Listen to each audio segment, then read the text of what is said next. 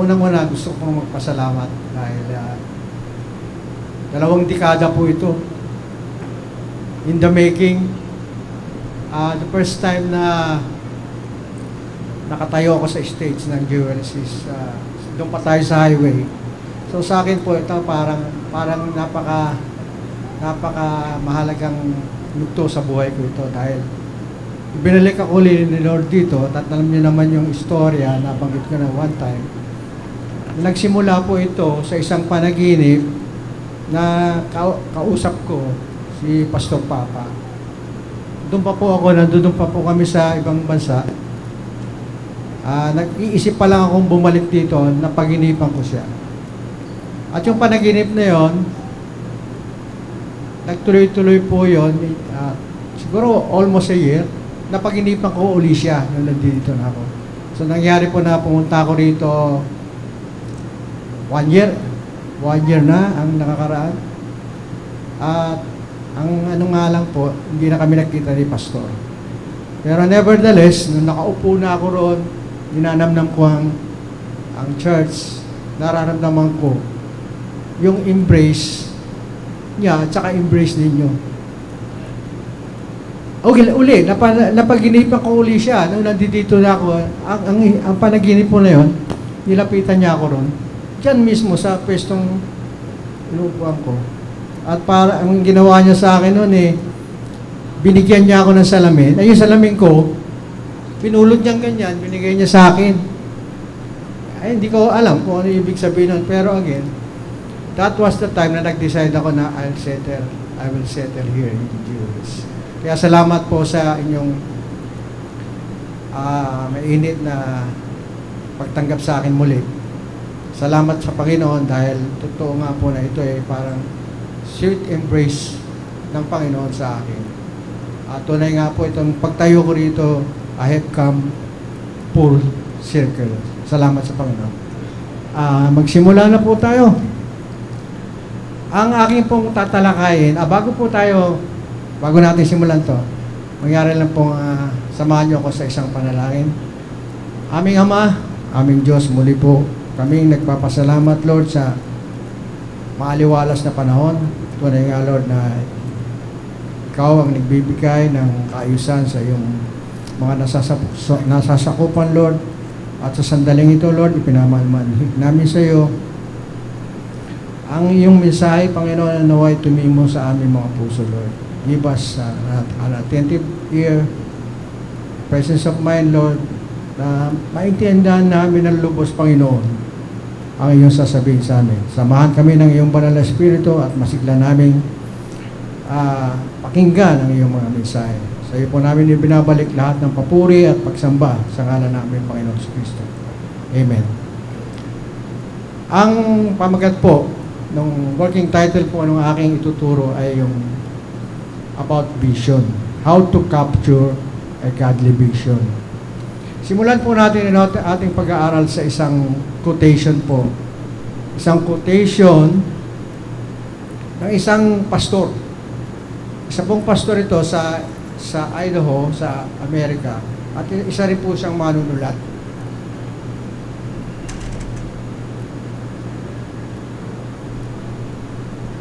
Ayan po. A blind man's world is bounded by the limits of his thoughts. An ignorant man's world by the limit of his knowledge. A great man's world by the limits of his vision. Sa talata pong yan, ipinipresent po nung manunulat o nung author, 3 kalagayan, 3 mindset ng 3 klase ng tao. Una-una, yung sinasabi niya, the blind man. Well, pag ang taong bulag, wala siyang engagement na maayos sa kanyang kapaligiran. Makikita niya lang, alam niya lang na mesa ito o podium ito pag nahawakan niya. And the same thing, hindi niya alam na microphone ito kung hindi niya hawak-hawak itong microphone na ito. So yun po ang limitasyon ng isang taong bulag. Meron po sinabi, pangalawa, yung ignorant man. Ito po, medyo ano yung salita, ignorant. Pero pwede po natin itong ipaliwanag sa pamamagitan ng ating kaalaman. Because sometimes yung limit po ng ating engagement sa mundo is limited by our knowledge or awareness. Kumisan, halimbawa, ito po, isang bagay na ating lahat tayo halos meron. Ang tawag po natin dito ay smartphone. Tama po ba? Smartphone. Pero tulad ko, hindi tayo ganun ka-smart. So, pero pagka inalam natin, ang gamit po nito, nag-aral tayo, inalam natin, tinanong natin kay Brother JM and those people at the box, kung ano ang potential nito, then they can give us a wide spectrum of understanding, knowledge kung paano gamitin ito. Actually, ito, hindi lang po ito pantawag, pan-picture, o pan-text. Pwede po itong gamitin para makita nyo ano nangyari sa bahay ninyo. O pwede nyo rin sa ibang bansa ginagamit nga ito sa pagpapalipad na racket eh. Cellphone lang eh. So yun po ang isa pang kalagayan ng kaisipan ng tao. Yung knowledge mo will limit your bound para maintindihan yung paligid mo. At yung pangatlo po, na sinabi ni Paul Hobby, yung ating vision. Great men have vision. Tanong, ano ba yung vision? Normally, pag sinabi natin vision, it pertains ordinarily. Ang iniisip natin, vision, yung paningin natin, yung nakikita natin, that is vision. Pero meron pong broader definition ng vision. At yun po ay may kinalaman sa kaisipan ng yung great man nga, na meron siyang perception of something. Ang vision po, kung ating uunawain, ito pa may kinalaman sa mga bagay na hindi natin nakikita pero nilalaro natin sa isip natin or our imagination. Ito po yung we perceive things yet we don't see things. Hindi natin nakikita pero parang nai-imagine natin sa isipan natin kung ano yun. Nasusundan niyo po ako. So yun po. Pag sinabi rin pong vision, we use our critical mind or our critical thinking. Pag sinabi pong critical thinking, ito po yung ability natin, tayong mga tao na binigyan ni Lord ng kaisipan na mas magaling na brain to conceptualize, analyze, and later on to form judgment or decision. So itong ginagamit natin ang ating isip sa tatlong yugto. Pino-conceptualize natin, inuuri natin, tapos ina-analyze natin, then we derive something. Meron tayong gustong maabot. So yun po yung isang critical point o isang sangkap para magkaroon ka ng vision. And again, another tanong, paano ba nabubuo ang vision? O yung sa Tagalog pangitain? Tama po ba? Pangitain? Pananaw? Paano nabubuo ang isang pangitain? Well, lahat po ng bagay na may kinalaman sa isip, nagsisimula yan sa thought, isipan. Or pwede rin yan in the form of situation, yung mga nakikita natin. Meron tayong mga bagay na nakikita, then we process it. Pinoprocess natin yan. Then, ayaw mawala. It is anything that is big. Any big thing na pumapasok sa isipan natin. Halimbawa, yung si Ricky, si Brother Ricky, si Sister Mirna. May code name kami dyan sa mag-asawa na yan. No, way back eh. Siya si malakas, siya si maganda. So, ito po yan eh. Yung si Brother Ricky nag-aaral, kaya hindi niya matapos-tapos siguro yung pag-aaral, inabot siya ng ilang, biro lang. Hindi siya makapag-aral mabuti kasi nangangarap na siya eh. Meron na siyang vision na one day, itong maganda na to, ito pakakasalan ko. So, yun po, isang halimbawa ng isang big thing sa buhay ng tao. perhaps we see something na nagbibigay sa atin ng kakaibang pansin para hindi na mawala sa isip natin. Pwede rin itong yung kalagayan na meron kang trabaho, meron kang boss na nandun, pinapangarap mo, meron kang pangitain, na one day ikaw uupo sa upuan ng boss mo. Di ba? Meron ganun. Or meron kang trabaho, one day, ikaw yung trabador lang, later on, ikaw na may-ari ng kumpanya. So, yun po yung mga vision, halimbawa ng vision. So, paano nabubuo ang vision? Ito po yung nagsisimula sa isip natin. Meron pong magandang definition. Ito po ay nanggaling again sa isang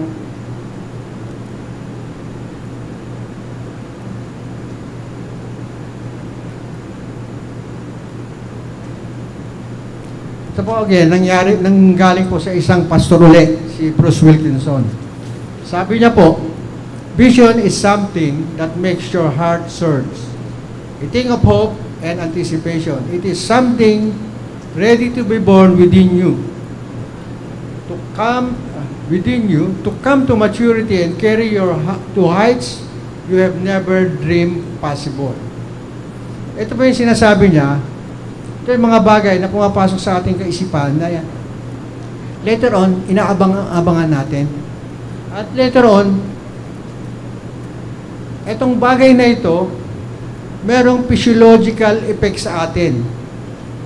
Ulitin ko, merong physiological effect sa atin. Ayun po yung sinasabi niya, kinakabahan ka na, may kutob ka na.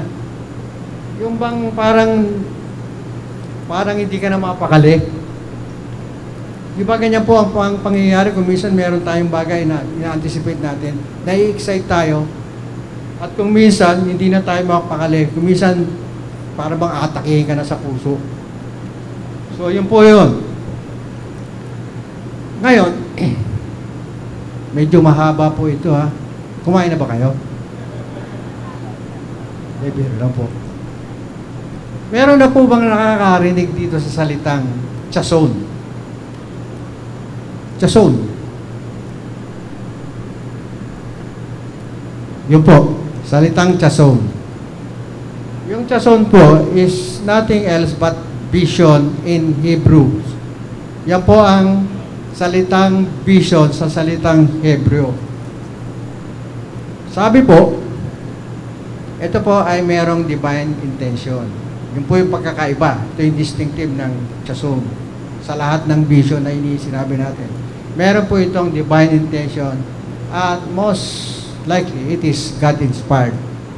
So para maintindihan po natin yung gusto kong iparating sa inyo with the word chason, dako po tayo sa ating reading sa ating Bible sa libro po ni Nehemiah sa verse 1 and 10 and chapter 1. Babasahin ko po ito. Yung pong nakatala na yan sa New Living Translation ko po hinako yan. So yan po ang ating pag-aaralan ngayon na magbibigay sa atin ng sapat na kaalaman kung ano ibig sabihin ng chason o godly vision. Samahan niyo po ako sa inyo, babasahin ko po, sundan niyo na lang po sa inyong pagbasa. Sabi po, sa New Living Translation po ito, these are the memoirs of Nehemiah, son of Hakaliah.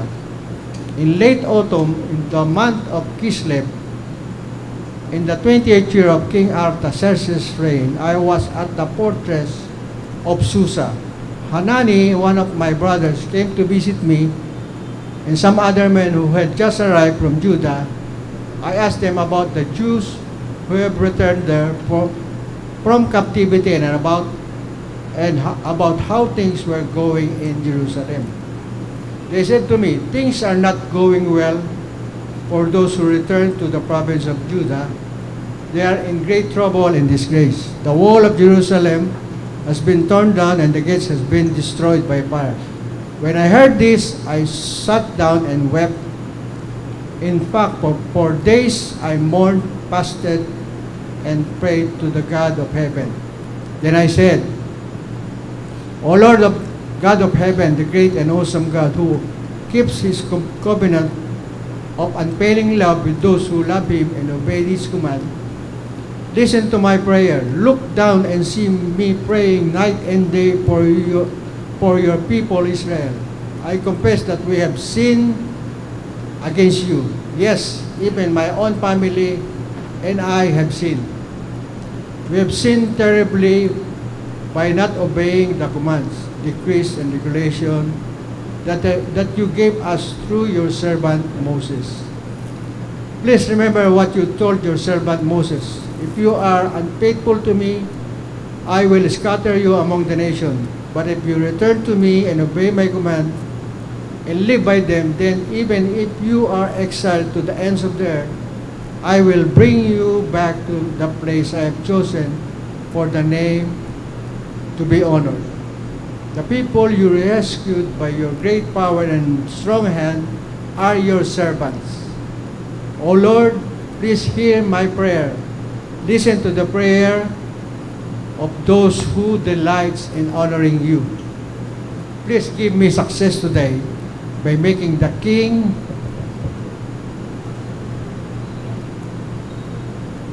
favorable to me. Pasensya na, hindi ko pala nagagalaw to.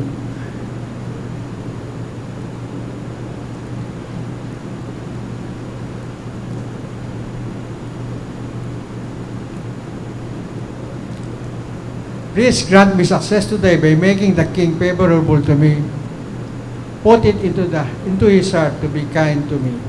In those days, I was the king's cupbearer. Sa binasa po natin na yan, meron pong tatlong steps na pwedeng nating aralin, na pwede nating gamitin para makarating tayo sa kalagayan na naiintindihan natin ano ba yung godly vision. Ano ba yung mga stages para maabot natin o maintindihan natin, oh, may godly vision. Palang pinakikita si Lord sa akin. So, yan po yung mga steps. How to capture a godly vision. Seeking of the need, sympathy with those in need, bonding to the need, burden for the need, believe in meeting the need. So, ano ba itong mga to? Iisa-isahin po natin ito, hango ron sa tala, para lubos natin maunawaan paano tayo makakarating na maintindihan natin na meron palang pangitain o may vision na ipinararating si Lord sa atin. O isahin po natin.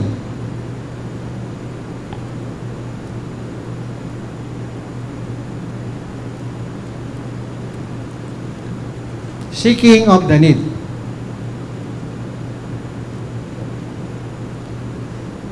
Bago po ipaliwanag, gusto ko lang paalam na supposedly alam niyo naman lahat kung sino si Nehemiah. Tama po ba? Barkada po ni Brother Boy yan.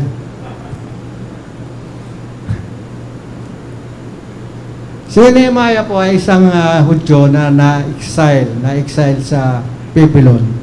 Actually, hindi siya yung na-exile, yung tatay niya. So, probably, pinanak siya sa Babylon. At bagi siya nung kalipunan ng mga Hudyo na nasa Babylon. At tunay nga na through the years, dahil sa kanyang mabuti ugali, sa kanyang galing, at naging lingkod siya sa palasyo. At ang trabaho niya po ay cupbearer. Ang cupbearer po, siya po yung taga-tagay. Natatawa si Brother Orly. Taga-tagay. Siya po yung taga-bigay ng inumin ng hari at ng mga royals. So, yun po ang trabaho niya. At itong istorya, nagsimula po nung dinalaw siya ng kapatid niyang si Hanani. Sometimes Kislev, sabi. Sometimes November. At ito po, yung unang-unang verse na magbibigay sa atin ng aral patungkol sa how to capture the vision, to seek the need. I asked them about the Jews who have returned there from captivity. Ayan po yung una. Nagbabacktrack po siya. Gusto niyang alamin, ano ba nangyari na sa mga, ano natin, ating kababayan. Kasi yung panahon po na hindi pa siya sinisilang, probably, may dalawang group po na ipinadala eh. Yung una, yung pinangunahan ni Zerubbabel. Pangalawa, yung pinangunahan naman ni Ezra. So ito po yung mga naunang nandun na sa Jerusalem para simulan yung anuman yung intensyon ng Diyos para sa bayang Israel. At sabi po ni Hanani, ito po yung account in Tagalog, basahin ko po. Sabi ni Hanani, account niya po in Tagalog version ng Biblia.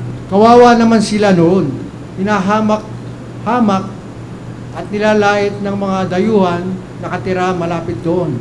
Sinabi nila na wasak ang mga pader ng Jerusalem at ang mga pintuan ng lungsod ay hindi pa nagagawa mula nung sunugin iyon. So yun po yung kalagayan ng Jerusalem o ng Israel o ng bayan. Kaawa-awa, tapos nilalait pa ng mga tulisan sa paligid. So definitely nasa matindi panganib sila, and at the same time yung perimeter wall sira, yung bituan sunog. So yun po ang kalagayan ng Israel noon.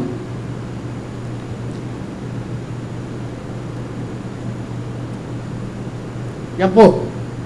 Imagine niyo po yan. Yan ang pader ninyo.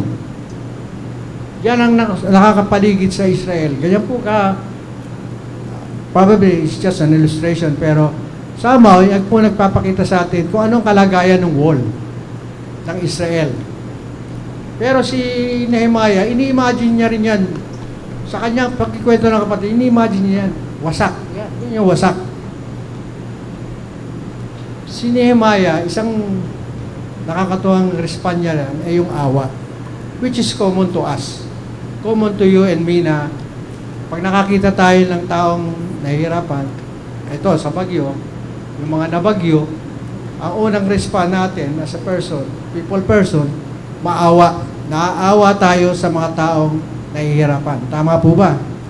Meron tayong sympathy. So yan po ang kalagayan nung panahon ni Nehemiah. Ni-internalize niya yung wall, so nakikita niya may problema. Merong nakakatakot na sitwasyon yung mga tao. Like us. Pag nakatingin tayo sa paligid natin during bagyo, may nakakatakot na pangyayari dahil na-internalize natin yung sympathy sa mga taong naapektuhan. Sa pagpunta namin sa Louisiana, marami kami nakita ni Brother Orly. Nakita ni Pastor Boy. Pero I'll reveal that later. At ito pong sympathy na ito, naglalaro po sa isip natin to, and ultimately, yung pong nakikita natin, it leads us to internalize anong kailangan. Merong pong need mag-a-arise doon sa nakikita natin sitwasyon. Yung mga nakikita nating taong naghihirap, bibigyan tayo ng ng startup ng vision. Kasi we seek the need eh. Inaalam natin, ano ba yung kailangan? Alam niyo po ba, narinig niyo po ba yung Salvation Army? Sino pong nakakaalam ng Salvation Army? Yeah. Wala po kasi rito niyan eh. Yung Salvation Army po, isang kalipunan, isang society o isang church na naintindihan nila yung pagtulong sa kapwa. Ito po yung nangyari noon sa UK, sa United Kingdom during the Depression time, na yung dalawang mag-asawa, si William at Catherine Booth, nakikita nila yung mga tao, nagba-Bible study kasi sila eh. Pupunta sila sa mga provincial, remote area ng East London. Nakikita nila yung mga tao. At yung mga tao, nakita nila, aside from spiritual enlightenment, aside from knowing God, knowing the Bible, or the Word of God, yung mga tao mayroon pang isang kailangan, mayroon pang mga kailangan kasi depression nga eh. At yun na nag-udyok sa kanila, yung pangangailangan na yun na kailangan tayong mag-isip, kailangan tayong gawa ng paraan. So, ang naging paraan ng mag-asawa, tinayo nila yung Salvation Army. Yung Salvation Army na yun, worldwide po yan. Sa New Zealand, napakasigla po niyan. Ang gagawin po niyan, bibilin lahat ng mga bagay na hindi nyo kailangan. O yung kailangan nyo na, tatapon nyo na lang dyan, bibilin nila yun. O kukunin nila, maski nakakalat na coffee machine, mesa, anything. Either bilin nila, kunin nila, lalagay nila sa depo nila, ipamimigay nila sa mahihirap. Not UK, sa Africa, kasi yun ay lugar na mahirap ngayon. So, yun po ang isang kalagayan ng isang taong nagsisimula sa godly vision. Nakikita niya yung pangangailangan ng kapwa niya. Pero, punta po tayo sa pangalawang step. The sympathy with those in need. Sabi po, when I heard this, I sat down and wept. Nakikita niyo po yung nangyari kay Nehemiah. Hindi na siya kawawa naman. No, ang nangyari sa kanya, nalugmok siya, parang naupo siya, then umiyak. Yun yung sympathy. Ngayon, sa definition po ng sympathy, meron pong psychological standpoint ito. Merong yugto, merong stages po ito. Unang-una, nararamdaman nyo po ito. Yung unang-unang respond ninyo para masabing naaawa kayo is nagre-react kayo, reactive. Nagre-react kayo. He sat down and wept. Yun yung unang reaction. Nalungkot at umiyak. Pero merong susunod na stage, yung pagiging, yung awa na yun, yung sympathy. Ang sabi po rito, pinoprocess na natin sa isip natin, ano yung potential solution. May kalagayan, hindi ka lang naawa, naglalaro na yung utak mo. Ano ba ang kailangan? Ano ba solusyon dito? So, hindi lang naawa, hindi mo lang naramdaman, nilalaro mo na sa isip mo. And finally, yung third, which is the most important, is yung intentional sympathy. Ito po yung hindi ka na mapakali. Hindi ka na mapakali. At nagpaplano ka na ano ang gagawin mo. Ulitin ko po, intentional, hindi ka na mapakali at pinaplano mo na ano ang gagawin mo. So, yun po ang stages ng sympathy. Pero, normally, pag sinabi natin sympathy, parang kinokorrelate natin to sa salitang compassion, hindi po ba? Parang similar sila. Compassion, sympathy. Pero hindi po. Sabi po rito, ng mga psychologists, sabi po nila, ang sympathy po and compassion, may two different things yan. Yung sympathy po, naawa ka lang. It's more of a feeling. Compassion, ito po yung you act on the need. Compassion, when you respond to the need. Yung ginawa mo na yung dapat mong gawin. Halimbawa, ito po, kalagayan to eh. May marami ko nakikita mga Christian ito eh. Bibili na lang ng sapatos. Isinantabi yung pagbili ng sapatos, binigay sa church. Kasi may pangailangan ng church. Meron akong mga istorya na magandang ilustrasyon nito. Bibili na lang, yung anak niya, ipapasok niya na sa school. Mayaman, exclusive. Ipapasok niya na sa school yung anak niya, exclusive, probably Ateneo Lasal. Pero dahil merong pasanin ng iglesia, alam niyo ginawa ng mag-asawa? Yung anak nila, nilipat sa public. Totoo pong nangyari ito at kilala ko yung tao ito at totoong yung mga anak niya, lumipat sa public. Grabe po yung mga ganitong klaseng. That is compassion. When you do something, not just feeling sympathy. So, yan po ang kalagayan. Kung minsan po kasi may mga hindrance po sa atin para papunta tayo rin sa compassion. May mga hindrance, may mga sagabal. Unang-una, self-comfort. Self-comfort. Ang maganda istorya nito yung The Good Samaritan, yung istorya sa Good Samaritan sa Luke 10, na 3 tao, 2 religious, isang ewan ko, Samaritan. Pero yung dalawang religious, dumaan lang. Lumipat pa. Lumipat. Yung taong nabugbog, ito lumipat. Meron pong ganong kalagayan. Merong hindrances. Kasi, again, their comfort. Ano yung comfort? Kasi meron pong kalagayan na yung sheer pleasure mo, ilalayo ka niya rin sa kalagayan na tutulong ka eh. Madudumi anak ko. Nasa palasyo ako eh. Pupunta ako dyan. Para si Nehemiah, nasa palasyo nakatira.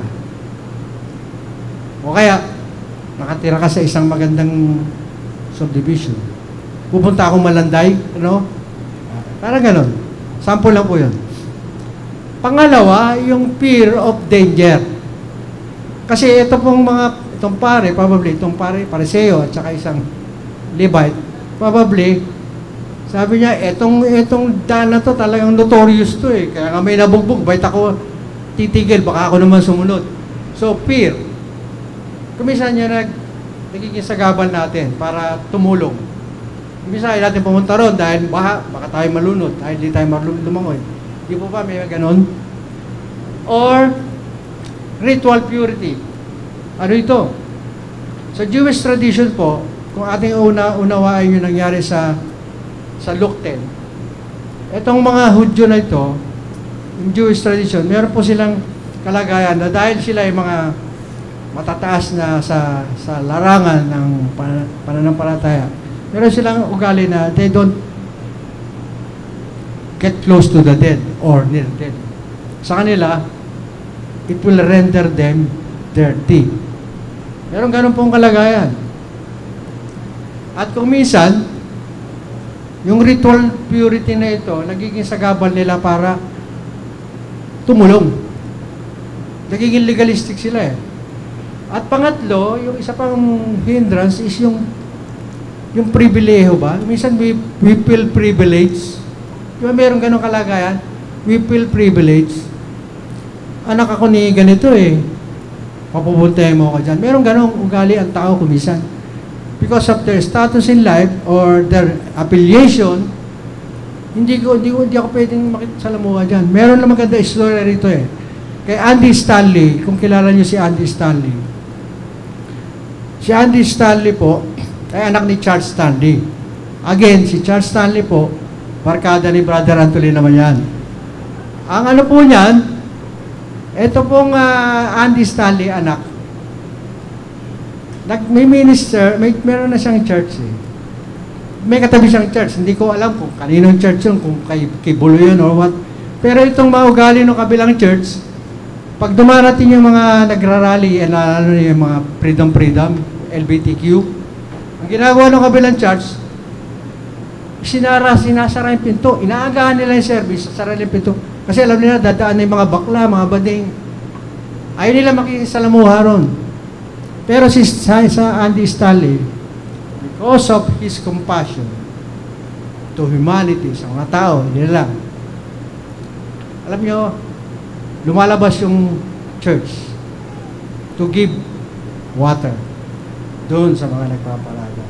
Ibang klase po, no? Yun po yung compassion. Again, yung sinasabi kong ritual purity at saka privilege. So, si Nehemiah, nalugmok po siya at umiyak. Pero let's go to the third step. Yung po, bonding of the need. Bonding to the need. Sabi, in fact, 4 days I mourned, fasted, prayed to God of heaven. Mourn, fasted, prayed. Not just for a day.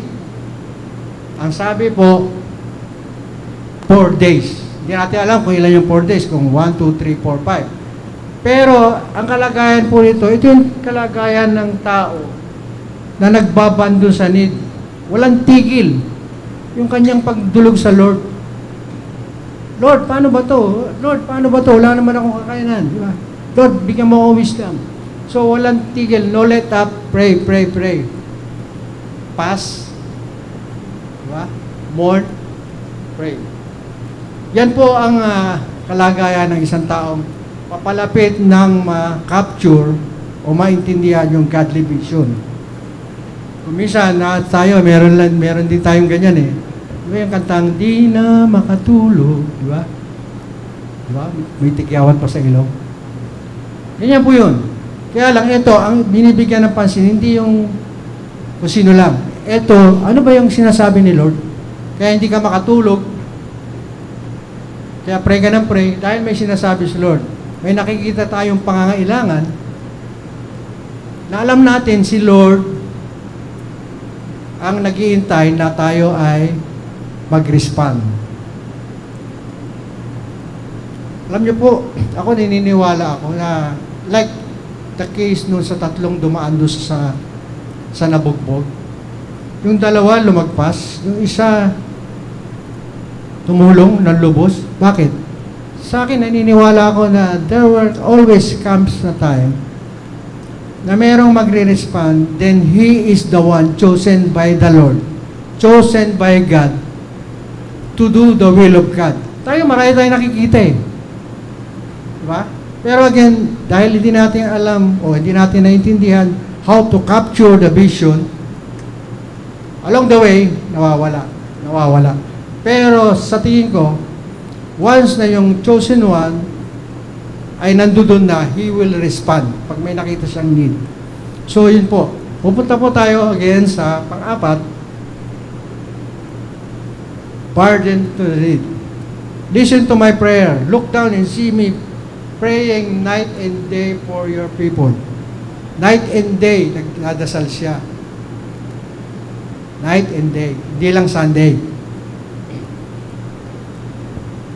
Customarily, tayo po mga tao, meron tayong nilalarong idea, sitwasyon sa isip natin.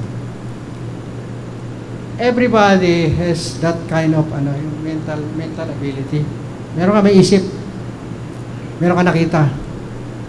Pero as you internalize, habang ninerema mo yung sitwasyon o bagay na yun, nakikita mo, naging ang hirap palang gawin. Ay, imposible ko palang magawa. So, anong susunod? Ay, ayoko na. May ganun, di ba? Ni-internalize mo, minaiway mo yung sitwasyon. Huwag na lang, hindi ko kaya eh. Tinitignan mo kasi yung sarili mo, hindi mo kaya. Pero, kapag alam mo na ang Diyos ang kaugnay mo, hindi ka titingin sa sarili mo. Titingin ka ron sa nag-uutos sa'yo o yung nagsasabi sa'yo. That's why you continue to bond with the need. Hindi dahil magaling ka, because God is talking to you. Kaya gagawin mo, kasali na ako dyan, tayaan na ako dyan. And I see people here at saka sa iba na because of their conviction that it is God telling them, do this, do that, tumataya sila. Sasali sila, maski na walang-wala sila. Kasi God will continue talk to you. He will continue talking to you. Kakaugnahin ka niya eh. Kasi probably ikaw na yun eh. Hindi ka na mapakali. At alam mo rin, na para maganap mo to, o maganap mo yun, makikipag-ugnayan ka kay Lord. Sabi nga ni Abraham Lincoln, sabi niya eh,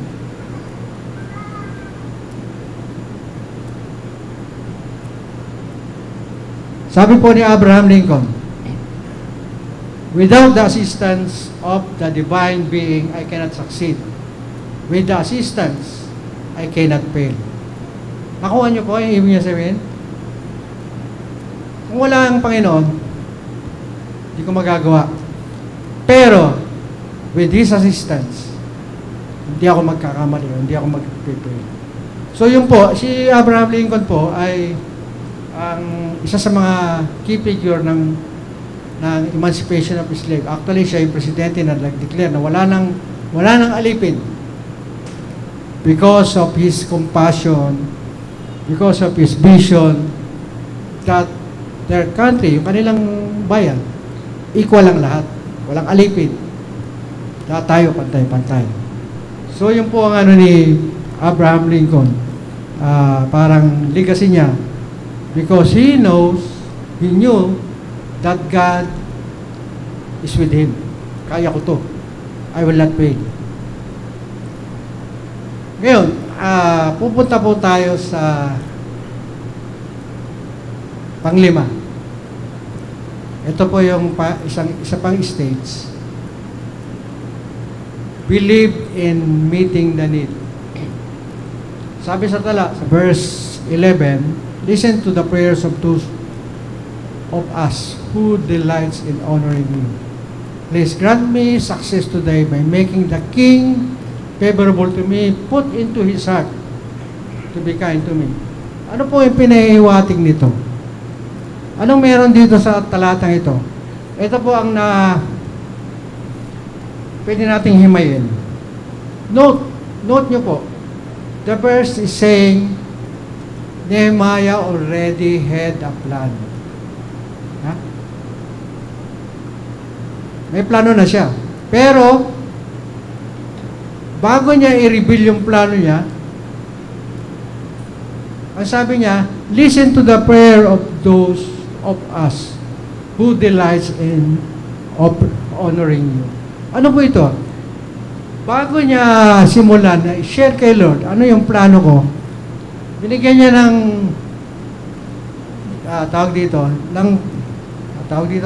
punto kung sino siya sa harapan ni Lord. Kung sino sila. Sila nagaganap doon sa pinagagawa nito. Ang sabi niya, to honor, delight in honoring you. So, yun yung main thing niya. Yun ang main thing niya. Kaya yung gagawin ito, because He wants them to honor God. Hindi ito niya iniisip dahil gusto niya maging bida o gusto niya lang gawin ito basta gusto niyang may mangyari. Because He wants to honor God. Nakita niyo po yung main thing. Bago mo gawin ang lahat, i-reveal mo kay Lord. Lord, para sa ito I want to honor you So I don't see any reason na si Lord, nga para sa akin, sige na, tulungan nga kita. So meron pong ganong kalagay, mahalaga po yun. Na idinudulog natin sa Lord yung ating plano, pero again, paliwanag natin, bakit tayo nandoon? Bakit natin gagawin ito? So ito po yung mindset ni Nehemiah. At sa plano, at sa kanya sinabi, meron na siyang detalye. Please grant me success by making the king favorable to me. Detail na yun So that the king will be kind to him. Detail na yun Pati yung mga detalye, nire-reveal niya kay Lord. And the Lord, He knows na dahil nilapit niya lahat, idinog niya lahat, bibigyan siya ni Lord ng tamang kaparaan. Yan po ang mindset ni Nehemiah.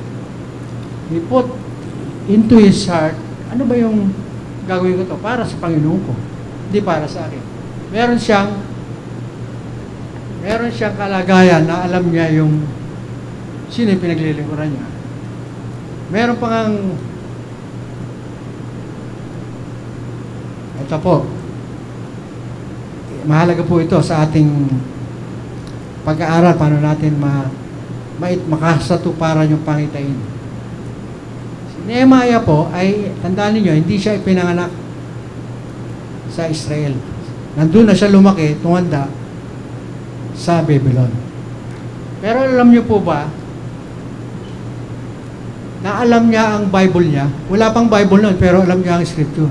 Bakit? Kasi yung kanyang mga magulang, probably they are pious parents na habang lumalaki siya, sinishare yung salita, yung Scripture sa anak nila. Kaya si Nehemiah, nung lumaki siya, alam niya yung promise ni Lord.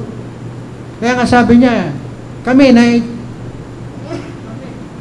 na tinaboy o na exile, papabalikin mo kami.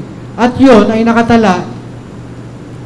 Wala naman siyang libro nun wala siyang Bible Pero alam niya yung Deuteronomy 30. Sabi po, alam niya po ito. Alam niya po itong tala na ito. Even if you have been banished, if you have been banished to the most distant land under the heavens, from there the Lord your God will gather you and bring you back He will bring you to the land that belong to your fathers. So alam niya to. Wala siyang Bible. Pero alam niya yung scripture. So, ang pinanghahawakan niya, ang confidence niya, alam ko marami sa atin medyo takot. Minsan mag-perform lang o magsalita lang o mag-serve lang, nagkakaroon tayo ng hesitation. Confidence level natin baba. Pero again, si Nehemiah, alam niya yung salita ng Diyos, alam niya yung pangako ng Diyos, kaya this confidence is not on what he got. Hindi yung magaling ako, malakas ko sa ari. Ang confidence niya nandoon sa pangako ng Diyos. Doon niya inuhugot yung kanyang tapang. Naniniwala siya dahil nabasa niya na-rema na sa utak niya yung salita ng Diyos. Doon siya nangahawakan. Tayo po ba? Ganun po ba tayo? Saan tayo nangahawakan? Sa bulsa natin? Sa lakas natin? O doon sa salita ng Diyos na ating binabasa linggo-linggo, araw-araw. So, mahalaga po ito. Yung confidence natin hindi manggagaling dahil sa tayo, yung self-worth natin. Hindi dahil tayo ay ganito, ganon. Dahil meron tayong makapangyarihan Diyos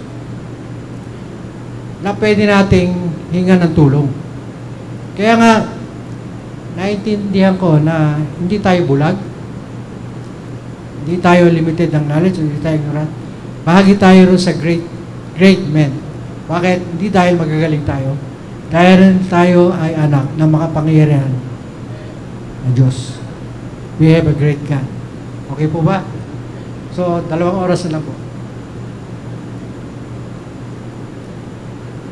Ito, alam ni Brother Felix Mariano. Kasi ano siya nagtatayo siya ng mga roads, gusali. Alam niyo po, merong after those 5 steps na yan, the seeking, sympathizing, bonding, being burdened, and believing that you can do it, meron pong isang stage pa na mahalaga. Kung hindi, walang sa isa lahat to. Na-capture mo nga yung vision, pero meron isang mahalaga pang stage. And that is to take action. Binigay ko na sa'yo, sabi ni Lord, naintindihan mo na nga, nagtasal ka na nga, umiyak ka na nga. Naintindihan mo na yung lahat, naniniwala ka nga na kaya kitang tulungan. Pero kung hindi ka kikilos, ano ka? Na yan. So again, after those 5 steps, you have to go to the next stage, which is you take action. Alam niyo po ba, yung wall, ginawa ni Brother Felix, ni Nehemiah pala, in 52 days. Brad, pwede ba yun? Kaya mo ba yun? 52 days, without the modular construction, walang prefab. Ang mga bato, kukunin mo sa Tanay, sa Impanta, para itayo yung wall ng, sabihin natin, Santa Elena, kasi ang Santa Elena, 50 hectares yan. Parang kapareho yan ng Jerusalem, 50 hectares. Kaya ba, sir? 52 days? Without modular? Without cement mixer? No. Pero si Nehemiah, nung panahon niya, wala pang cement mixer, wala pang payloader, wala pa lahat yung mga heavy equipment na yan. Ginawa niya. Imagine niyo po yung style nila. May nagbabantay. Isipin mo kayo magpala na may hawak ang baril, o may hawak ang pala, o may hawak ang espada. But they did it. 52 days. Bakit? Hindi dahil magaling siya. Because the Lord is with him. So, yun po yung kalagayan. Ito po ang... Ayan po. Kaya ba yan? Kaya ba natin gawin yan 52 days? Pero siya ginawa niya. At nagawa niya. So, bilang pagtatapos, sa ating pong sinimulan na ko, merong bulag, may ignorant, merong magiting. Siya yung visionary. Ang iglesia po natin ay nandoon na sa 31st year of existence. Tama po, Sister Letty? 31 years na tayong in existence. At sa 31 years na yon, ito tayo ngayon. Ngayon po, meron pong godly vision binibigay ang Lord sa atin. Hindi po nawawala yan. There is always the godly vision. So we come to that point, tatanungin nyo kung ano ba yung godly vision? Ano ba yung pinagsasabi mo, Brother Willie, na godly vision? Well, 3 pong sangkap meron ang God, when we come to defining it as a godly vision. Una,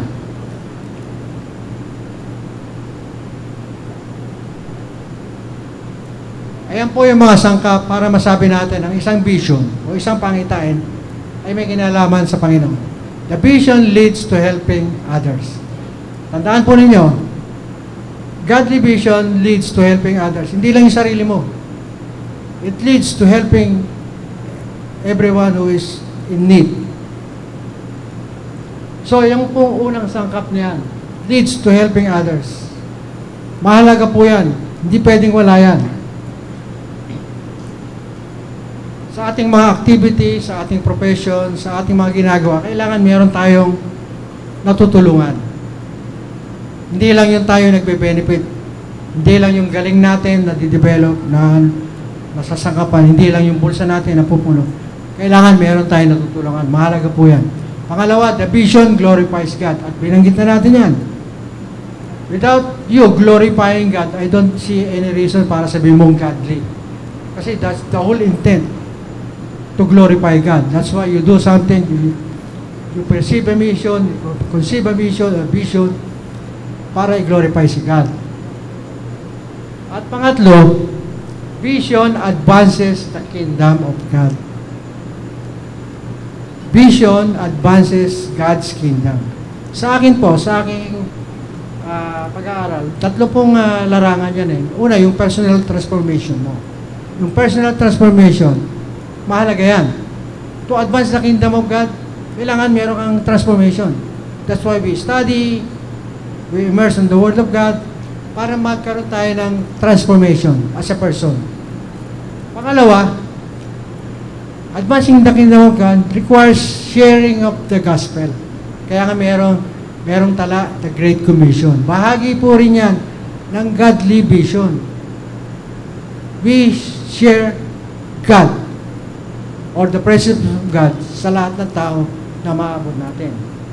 At pangatlo, living out kingdom principle. Ito po yung pakikipag-ugnayan natin, hindi lang tayo rito, kundi yung mga tao sa labas. We are living out yung prinsipyo ng Panginoon.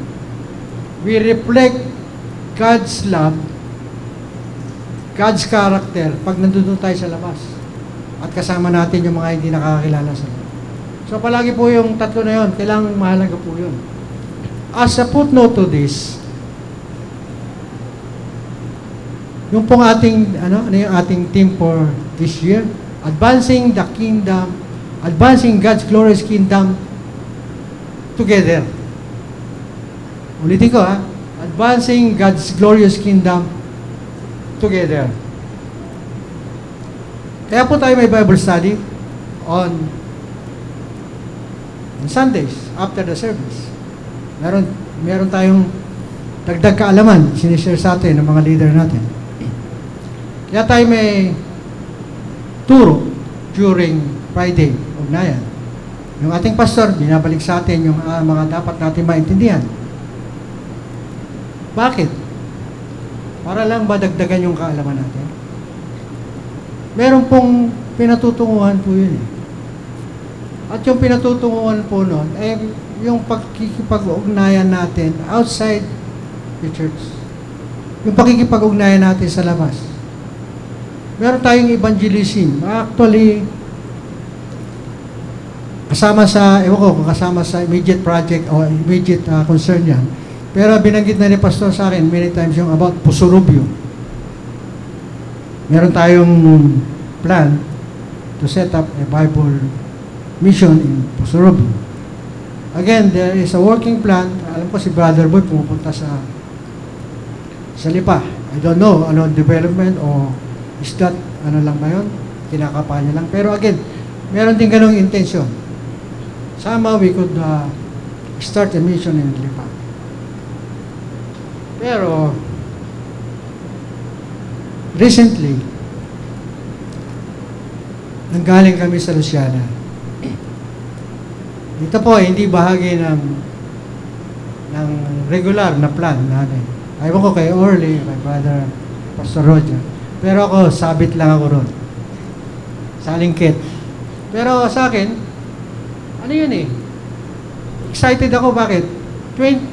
More than 20 years ko na hindi nakikita yung Luciana eh. Ang naiintindihan ko, bahagi ko noong unang journey rin eh. Kasama ko si Pastor Boy, si Pastor Papa, siyempre. At yung mga kapatiran, Pastor Maming, yung mga alam nyo na, yung mga puti na buhok. Si Bobby! Kasama yan sa mission. Hindi na puti ang buhok. Sino ba? Marami sa inyo, alam nyo, bahagi kayo ng mission nun. That was 20 years ago. Wala pa yung structure. Wala pa yung kapilya. Lupa pa lang yun. Iniisipan ni Pastor Papa, ano gagawin natin? Meron to. Gawin natin. Again, too much ano yan. Meron siyang vision. At yung vision na nun, nilalaro niya na sa isip niya. And ultimately, sometimes before mangyari, maging 2000, year 2000, nangyari nagkaroon tayong church na. At ito po siya.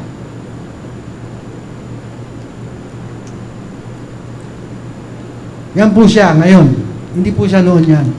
Kasi noon po, wala pang mga karatola ng kandidato. Wala pa, ewan ko kung sinong kandidato. Pero wala pa yun. Yan po siya. Huwag niyo pong intindihin yung mamang nasa gilid. Si Orly po yun. Wala ka atambilin yung lupa sa kabila. Bangin. Sabi ko, wag na, bangin yan. So, ito po yan. Yan po yung ating church sa Luciana. Ito pa po. Yan. Ang natatandaan ko nung ginawa natin yan, story yan eh.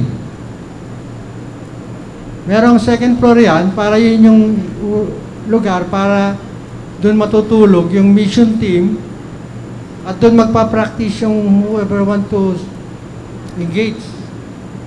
Yung baba, kusina lang yan. Pero ngayon, ang sabi, dyan din natutulog si Sister, si Pastora Girlie. Paano kung matapunan ng adobo yun? Diba? Ang liit na lugar yan. Pero yan na po siya. Ayan po, yung ating sanctuaryo.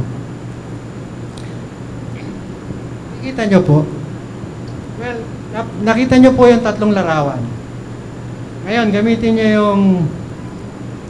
yung ano nyo, yung critical mind, critical thinking nyo. Ano nakita nyo? Ako dahil ignorante ako. Ang unang nasa isip, uy, ganda na. Uy, sarap pa rin, malamig. That's the limit of my vision. My perception of what is around me.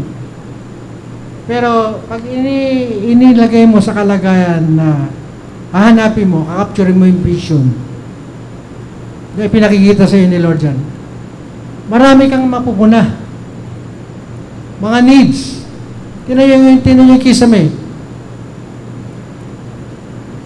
Tinan nyo yung, again, dapasad sa harap. Hindi na nga makita yung ang tawag dito, signage. Si Bobby ata ang nag-drawing noon eh. Ikaw ba yan, sir? Meron tayong signage, hindi na makita. Dilagyan pa ng tarpaulin. Kaya yan po ang kalagayan ng church natin ngayon. Then, and I hope you understand kung saan ako pumupunta. With our lesson, vision, how to capture a vision, yung stage, yung step, hindi lang po pray. Hindi lang po natin nakikita. We need to act. we need to do something. Kasi tayo yung kinakaugnay ni Lord eh. Diba? Marami pong mga bagay na ipinakikita, even here, na ipinakikita si Lord sa atin. Pero kuminsan, ordinary thing lang sa atin eh. Marami pang bakante. Marami pang bakante. Puluhin natin. Yung aircon natin. Yung lugar natin. Marami pinakikita si Lord. Alam niyo po ba, lahat ng bagay na yan, lalo na sa may kinalaman sa gawain ng Panginoon, pag binigay sa iyo ni Lord, binigyan ka ng awareness about it, that's probably the start of capturing a vision. Yan po ang ating dapat maintindihan. Magkaroon tayo ng awareness sa ating paligid, sa mga pangyayari, lalong-lalo na sa may kinalaman sa gawain ng Panginoon. Kasi bahagi tayo eh. Kaya nga sabi, advancing God's glorious kingdom together. Together. Hindi ko kaya, hindi kaya ni Orly. Hindi kaya ni Pastor Felix. Hindi kaya ni Brother Boy. Hindi kaya ni Sister Letty. Pero together, we can do it. Together, we can capture and be successful in doing the will of God. So, yan po ang aking may share sa mga ganito. At sana, ito po ay naintindihan natin at maging simula po ito ng ating patuloy lakbayin. Again, the message is advancing the kingdom. Are we advancing or we're just doing the routine? O nagkakaroon lang tayo maintenance mode? Just maintaining. Yung advancing, ibang salita yun, ibang katagayan. We need to act one step. Salamat po. Purihin po ang Panginoon.